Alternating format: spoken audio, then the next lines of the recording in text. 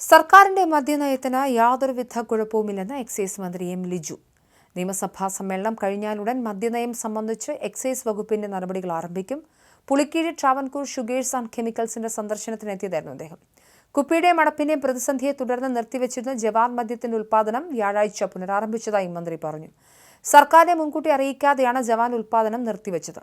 ഇതിന് ഉത്തരവാദികളായവർക്കെതിരെ തുടരന്വേഷണം ഉണ്ടാകുമെന്നും പറഞ്ഞു. സംസ്ഥാനത്തിന്റെ പ്രത്യേക സാഹചര്യം പരിഗണിച്ചുള്ള മികച്ചൊരു മദ്യനയമായിരിക്കും UDF സർക്കാർ കൊണ്ടുവരികയെന്നും മന്ത്രി അറിയിച്ചു. ബക്കാടിയെ കൊണ്ടുവരാനുള്ള നീക്കം VS അച്യുതാനന്ദന്റെ 2005 കാലം മുതൽ തന്നെയുണ്ട്. വീര്യം കുറഞ്ഞ മദ്യം എന്ന സങ്കല്പവും നിർദ്ദേശവും കൊണ്ടുവന്നത് കഴിഞ്ഞ LDF സർക്കാരാണ്. ആർമി ക്യാന്റീനുകളിൽ ബക്കാടി വിൽപ്പനയ്ക്ക് അനുമതി നൽകിയതും LDF സർക്കാരിന്റെ കാലത്താണ്. യഥാർത്ഥത്തിൽ വീര്യം കുറഞ്ഞ മദ്യത്തിന് അവർ ടെസ്റ്റ് ഡോസ് ഇട്ടത് ആർമി ക്യാന്റീനുകളിലായിരുന്നു. അബ്കാരി നിയമം ഭേദഗതി അമെൻഡ് ചെയ്താണ് പുതിയ പരിഷ്കരണം കൊണ്ടുവന്നത്. ഇപ്പോഴത്തെ വീര്യം കുറഞ്ഞ മദ്യവുമായി ബന്ധപ്പെട്ട ചർച്ചകളിൽ ഹോട്ടി വൈനും ഹോട്ടി ലിക്കറും ഉൾപ്പെടുന്നില്ല. ബജറ്റിലെ നികുതി ഉൾപ്പെടെയുള്ള കാര്യങ്ങൾ ധനകാര്യ വകുപ്പിന്റെ പൂർണ്ണ ഉത്തരവാദിത്തത്തിലാണ്. ബജറ്റ് സീക്രസിയുടെ ഭാഗമായി മറ്റു വകുപ്പുകളെ നികുതിയുമായി ബന്ധപ്പെട്ട നിർദ്ദേശങ്ങൾ മുൻകൂട്ടി അറിയിക്കേണ്ട കാര്യമില്ല. എന്നാൽ ഈ വീര്യം കുറഞ്ഞ മദ്യം വിപണിയിൽ വിൽപ്പന നടത്തണോ വേണ്ടയോ എന്ന് നിയമപരമായും നയപരമായും ഒക്കെ തീരുമാനമെടുക്കുന്നതിന് എക്സൈസ് വകുപ്പിന് നിർണായക റോളുണ്ട്. കേരളത്തിലൊരു ബ്രാൻഡ് രജിസ്റ്റർ ചെയ്യാനുള്ള അതോറിറ്റി എക്സൈസ് കമ്മീഷണർക്കാണെന്നും അദ്ദേഹം പറഞ്ഞു. ഈ ട്രാവൻകൂർ ഷുഗേഴ്സിന് 2 തരം ജവാൻ ബോട്ടിലുകളാണ് ഉൽപ്പാദിക്കുന്നത്. ഒന്ന് 1000 ml ബോട്ടിൽ, 2 750 ml ബോട്ടിൽ. ഇവിടെ ഇതുമായി ബന്ധപ്പെട്ട് ഞാൻ മന്ത്രിസ്ഥാനം ഏറ്റെടുത്തതിന് ശേഷം ബിവറേജസിന്റെ ഹെഡ്ക്വാർട്ടേഴ്സിൽ തന്നെ മന്ത്രി പങ്കെടുക്കുന്ന ഉന്നതതല യോഗം. ആ ഉന്നതതല യോഗത്തിൽ ട്രാവൻകൂർ ഷുഗേഴ്സിന്റെ പ്രവർത്തനത്തിലെ സംബന്ധിക്കുന്ന പരാമർശങ്ങൾ ഉണ്ടായെങ്കിലും ഇവിടുത്തെ ഉൽപ്പാദനവുമായി ബന്ധപ്പെട്ട വിവരങ്ങൾ റിപ്പോർട്ട് ചെയ്യപ്പെട്ടിരുന്നില്ല. അപ്പോൾ ഇവിടെ 1000 ബോട്ടിലെ 750 ബോട്ടിന്റെയും കുപ്പികൾ ഉൽപ്പാദിപ്പിക്കുന്നു. ഈ ഗവൺമെന്റ് അധികാരത്തിൽ വരുന്നതിന് 1 മാസം മുമ്പ് ഏപ്രിൽ 20-ാം തീയതി 1000 ബോട്ടിലിന്റെ 1000 ml ബോട്ടിൽ ഉൽപ്പാദനം നിന്നു. അതിനുശേഷം ഈ ഗവൺമെന്റ് അധികാരത്തിൽ വന്ന ശേഷം ജൂൺ മാസം 11-ാം തീയതി ആണ് രണ്ടാമത്തെ 750 ml ഉൽപ്പാദനം നിന്നത്. സമ്പൂർണ്ണ പ്രൊഡക്ഷൻ നിന്നു. ഇതുമായി ബന്ധപ്പെട്ട മാധ്യമ വാർത്തകളിലൂടെയാണ് യഥാർത്ഥത്തിൽ ഗവൺമെന്റ് ഈ കാര്യം അറിയുന്നത്. ഇത് അറിഞ്ഞ ദിവസം തന്നെ ഞാൻ ഇതിന്റെ ഉന്നതതല മീറ്റിംഗ് വിളിച്ചു ചേർത്തു.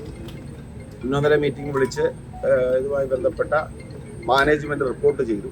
ആ റിപ്പോർട്ടിങ്ങിലാണ് ഏപ്രിൽ മാസം 20-ാം തീയതി 1 മാസം മുമ്പ് ഇവിടെ 1000 ml ഉൽപ്പാദനം നിലച്ചതിനെ കുറിച്ച് റിപ്പോർട്ട് ചെയ്യപ്പെട്ടത്. അതിന് കാരണമായി ചൂണ്ടിക്കാണിക്കപ്പെട്ടത് 1000 ml ബോട്ടിൽ ഷോർട്ടേജാണ്. 1000 ml ബോട്ടിൽ ലഭ്യമല്ല എന്നുള്ളതാണ്. രണ്ടാമത് 750 ml ബോട്ടിലുകളുടെ ലഭ്യതയ്ക്കൊപ്പം തന്നെ അത് ബോട്ടിലുകൾ ലഭ്യമാണെങ്കിൽ അതിൻ്റെ ഷോർട്ടേജ് ഉണ്ട്. അത് കൂടാതെ ഇവിടെ ബോർഡുകളും സ്റ്റിക്കറുകളുടെയും പ്രൊഡക്ഷൻ ഇല്ലാത്തതുകൊണ്ടാണ് 750 ml ഉൽപ്പാദനം നിലച്ചത് എന്നുള്ളതാണ് അന്ന് റിപ്പോർട്ട് ചെയ്യുന്നത്. ഇവിടെ ഒരു വീഴ്ച ഉണ്ടെന്ന കാര്യത്തിൽ ഒരു സംശയമാണ്. അതായത് ഏപ്രിൽ മാസം 20-ാം തീയതി ഇവിടെ 1000 ml ബോട്ടിൽ ഉൽപ്പാദനം നിലയ്ക്കുന്നതിന് 3 മാസം മുമ്പേ ടെൻഡർ കാലാവധി അവസാനിച്ചിട്ടുണ്ട്. 750 ml എന്നിട്ട് നീട്ടിക്കൊടുത്തിട്ടും വേണ്ടത്ര ഫലപ്രദമായി ഈ ബോട്ടിൽ വിതരണം ഉറപ്പുവരുത്താൻ കഴിയാതിരുന്ന വീഴ്ചയാണ്. മാത്രമല്ല ഗവൺമെന്റിനെ അറിയിക്കേണ്ടതായിരുന്നു. അപ്പോൾ 1000 ml-ന്റെയും 750 ml-ന്റെയും പ്രൊഡക്ഷൻ നിലച്ചതോടെ ഒരു ദിവസം ഏകദേശം 12,000-ഓളം കുപ്പിയുടെ ഉൽപ്പാദനമാണ് നിലച്ചത്. വലിയ റവന്യൂ നഷ്ടം സർക്കാരിനുണ്ടായിട്ടുണ്ട്. അത് റിപ്പോർട്ട് ചെയ്യിക്കപ്പെട്ട സാഹചര്യത്തെക്കുറിച്ച് അന്വേഷിക്കാൻ അതിൻ്റെ റവന്യൂ നഷ്ടം കണക്കുകൂട്ടാൻ ടാക്സ് സെക്രട്ടറി ചുമതലപ്പെടുത്തി. അതിൻ്റെ റിപ്പോർട്ട് ഇതുവരെ ലഭിച്ചിട്ടുണ്ട്. എന്താണെങ്കിലും അതിനുശേഷമാണ് നടപടികളിലൂടെ ഇവിടെ ഉൽപ്പാദനം പുനരാരംഭിക്കാൻ ആവശ്യമായ നടപടി സ്വീകരിച്ചത്. ഇന്ന് ഉൽപ്പാദനം തുടങ്ങിയത്. അതുകൊണ്ടാണ് ഞാനിന്ന് ഇവിടെ നേരിട്ട് വന്നത്. അല്ലാതെ എന്താണെന്ന് അന്വേഷണം നടക്കുകയാണ്. തീർച്ചയായിട്ടും അത് എന്താണെങ്കിലും ഒരു ഇത്രയും പ്രധാനപ്പെട്ട ഒരു പൊതുമേഖലാ സ്ഥാപനം, ഒരു ദിവസം തന്നെ ലക്ഷക്കണക്കിന് രൂപയുടെ വരുമാനം സർക്കാരിന് തരേണ്ട ഒരു സ്ഥാപനത്തിൻ്റെ ഉൽപ്പാദനം നിലച്ചത് ഗൗരവതരമായിട്ട് തന്നെയാണ് സർക്കാർ കണക്കുകൂട്ടുന്നത്. ഇതിനു മുമ്പ് ഏപ്രിൽ 1 മുതൽ 14 വരെ ഇവിടെ അടഞ്ഞു കിടക്കപ്പെടുകയും ചെയ്യും. അതിനെക്കുറിച്ചും അന്വേഷിക്കുന്നു. ഇടയ്ക്കിടയ്ക്ക് ഇവിടെ നടക്കുന്ന അടച്ചിടലുകൾ ഇതൊക്കെ തന്നെ ആരെ സഹായിക്കാനാണ് ഇത്തരത്തിലുള്ള നടപടികൾ ഉണ്ടായിട്ടുള്ളതിനെ കുറിച്ച് കൂടി ഗൗരവമായി ആലോചിക്കുന്നു. എന്തായാലും ഒരു പ്രൊഫഷണൽ മാനേജ്മെന്റ് ഈ സ്ഥാപനം, ഇതിന് മാത്രമല്ല മലബാർ ഡിസ്റ്റിലറീസിലും സമാനമായ സാഹചര്യങ്ങൾ ഉണ്ടാകാതിരിക്കാനുള്ള കാര്യങ്ങൾ ചെയ്യുന്നുണ്ട്. ഈ ഗവൺമെന്റ് എന്താണെങ്കിലും കേരളത്തിൻ്റെ പൊതുഖജനാവിലേക്ക് സംഭാവന ചെയ്യുന്ന പൊതുമേഖലാ സ്ഥാപനങ്ങളെ അഴിമതിരഹിതമായി ഏറ്റവും സുതാര്യമായി കാര്യക്ഷമമായി നടത്തുക എന്നുള്ളതാണ് ഗവൺമെൻറ്റിൻ്റെ നയം. അതെന്തായാലും നടപ്പിലാണ്.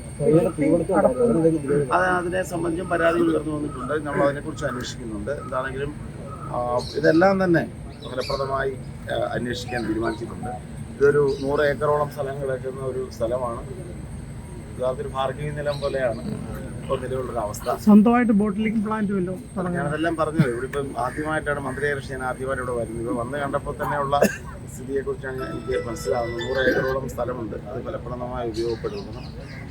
ഈ ഒരു സ്ഥാപനം കാര്യക്ഷമമായും വിജയകരമായും മുന്നോട്ട് പോകണം. ഇവിടെ പിന്നെ വെറുതെ ആണെങ്കിലും ആളുകളുടെ പരാതി ഉത്പാദിപ്പിക്കുന്ന ജവാൻ ബോട്ടിലൊന്നും വീട്ടിൽ കൊണ്ടുപോകാൻ പറ്റുന്നില്ല.